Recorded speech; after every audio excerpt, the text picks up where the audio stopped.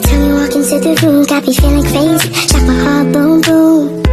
Any other boy would stare, but me, I look away, cause you're making me scared. Trying not to breathe, 1, 2, 3.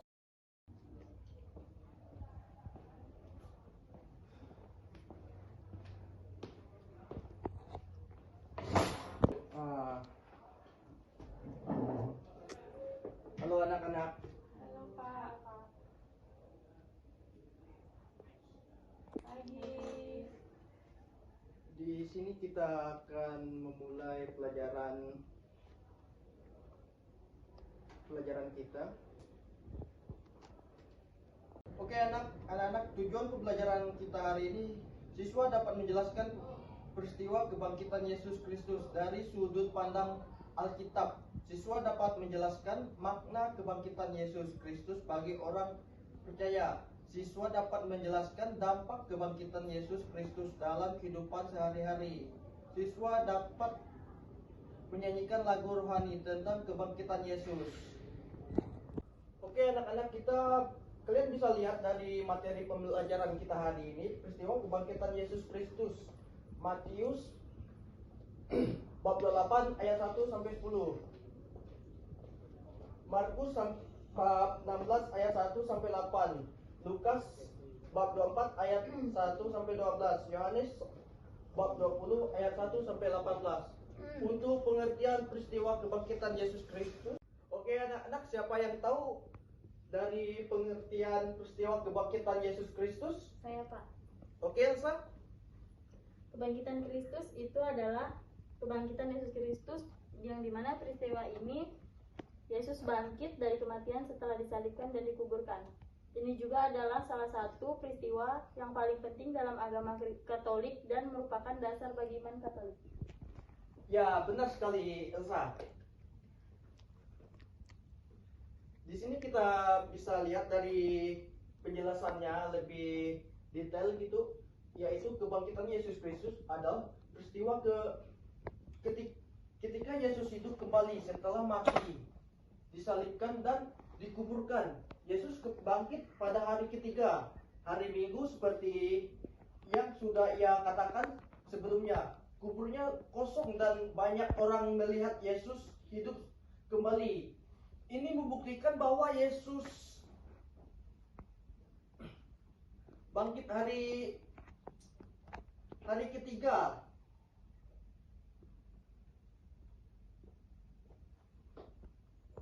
Yesus adalah Tuhan yang berkuasa atas maut, kemenangan atas maut dan dosa. Artinya, Yesus sudah menang atas kematian dan dosa. Kita tidak perlu takut mati dan kita bisa diampuni dari dosa jika percaya kepadanya. Kepastian keselamatan, artinya karena Yesus bangkit, ketika yakin bahwa kita diselamatkan dan bisa hidup bersama Tuhan selamanya. Pemberian Roh Kudus, artinya setelah Yesus bangkit dan naik ke surga, Ia mengirimkan Roh Kudus untuk tinggal dalam hati orang percaya, menolong dan menguatkan kita setiap hari. Harapan hidup kekal, artinya karena Yesus bangkit, kita juga punya harapan agar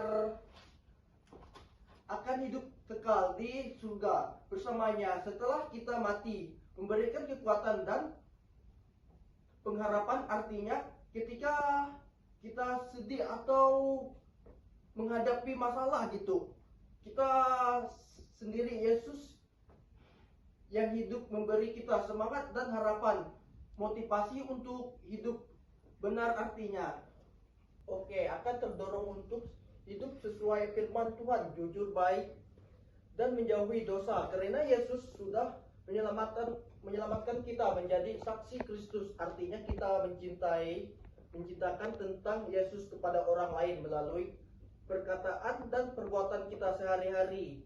Bersikap baik, menolong orang lain, dan mengajak teman ke gereja.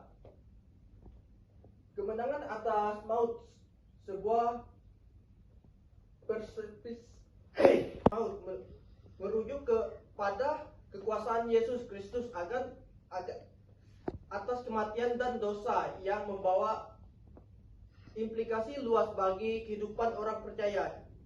ini bukan sekadar kemenangan fisik, melainkan kemenangan spiritual yang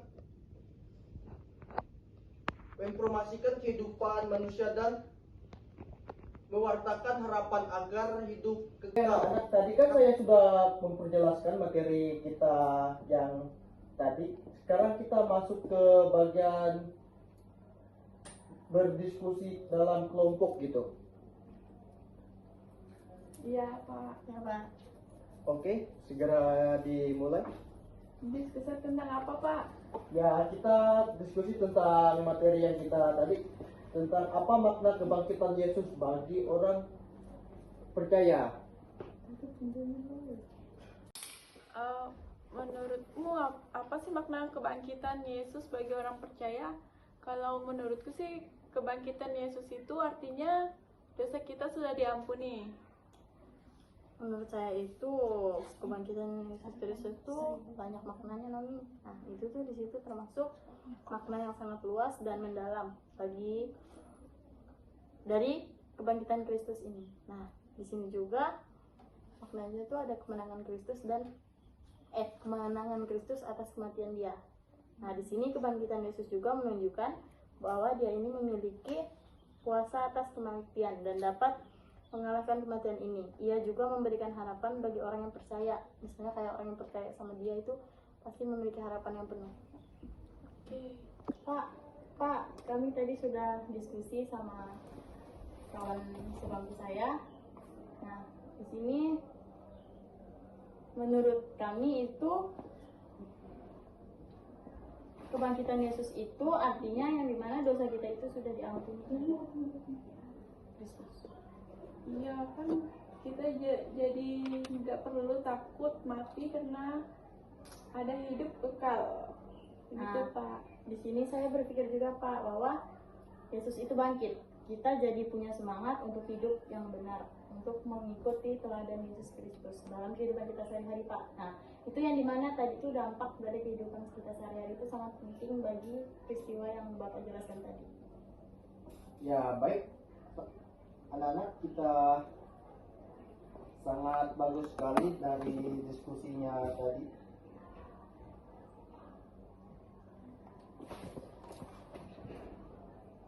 Anak, tadi kan Bapak suruh kalian jelaskan dampak dari makna kebangkitan Yesus bagi orang percaya. Baik, sekarang Bapak suruh kalian mencari contoh dampak bagi kehidupan kita sehari-hari gitu. Baik. Dimulai diskusinya, Nana. Saya mau jawab Pak. Ya, bisa lanjut. Yang pertama itu dampaknya adalah dapat menghadapi kita tuh sebagai manusia tuh dapat menghadapi kesulitan dengan harapan. Nah, yang dimana di sini saya mau jelaskan bahwa ketika kita menghadapi kesulitan atau tantangan itu pastinya semua orang itu percaya karena kita dapat memiliki harapan bahwa Tuhan akan membantu kita dari situasi tersebut. Contohnya ketika kita susah, kita berdoa meminta permohonan Tuhan, pasti Tuhan akan mengabulkan walaupun tidak secara instan. Kalau menurut saya ada memberikan harapan. Nah, di sini contohnya misalnya seorang pasien yang sedang sakit di rumah sakit. Terus mereka itu berdoa. Di sini mereka percaya akan kebangkitan Kristus. Dia dapat menghadapi penyakitnya dengan harapan kehidupan kekal. Oke, baik. Kita lanjut lagi sesi pertanyaan lagi. Untuk sesi pertanyaan yang ketiga.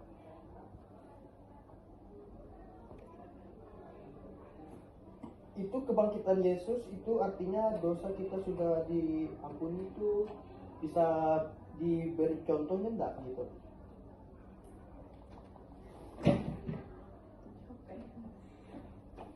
Mungkin bisa Pak, tadi kan seperti yang sudah kami jelaskan itu termasuk contoh dari kebangkitan Yesus Kristus. Tapi itu konteksnya dalam kehidupan kita sehari-hari. Oke, baik. Oke. Baiklah anak-anak, sekarang Ibu akan melanjutkan dari penjelasan yang tadi adalah tentang kemenangan atas maut. Nah, di sini kemenangan atas maut ini merujuk pada kekuasaan Yesus Kristus, yang dimana di sini bisa kita lihat bahwa kekuasaan Yesus Kristus itu atas kematian dan dosa. Di sini pasti kalian sebagai manusia pasti memiliki dosa, kan? Iya, Bu. Oke. Nah, di sini juga hal ini yang membawa implikasi luas bagi kehidupan orang yang percaya. Di sini saya mau nanya sama kalian percaya sama Tuhan kalian nggak? Percaya, Bu. Nah, di sini hal ini juga bukan sekedar kemenangan fisik. Nah, di sini ada yang tahu apa itu kemenangan fisik? Amos?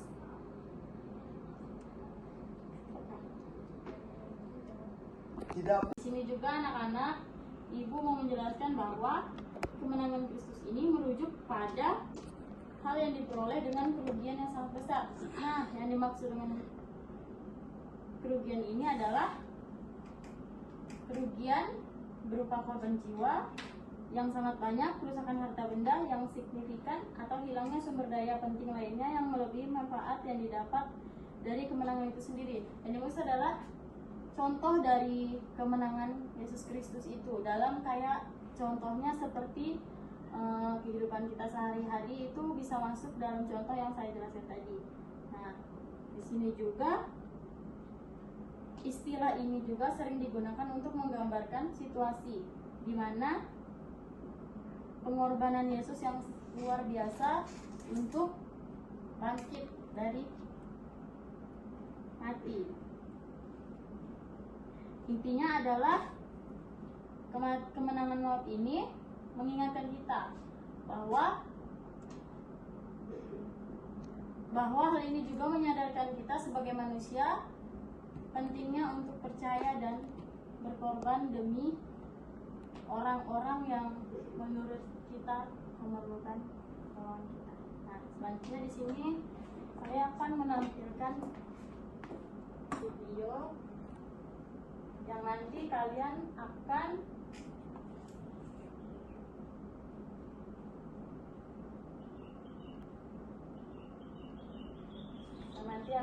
lihat dan kalian pahami.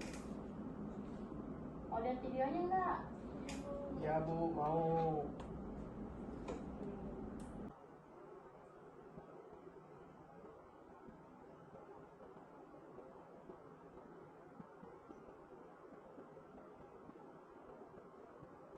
Mulai ya.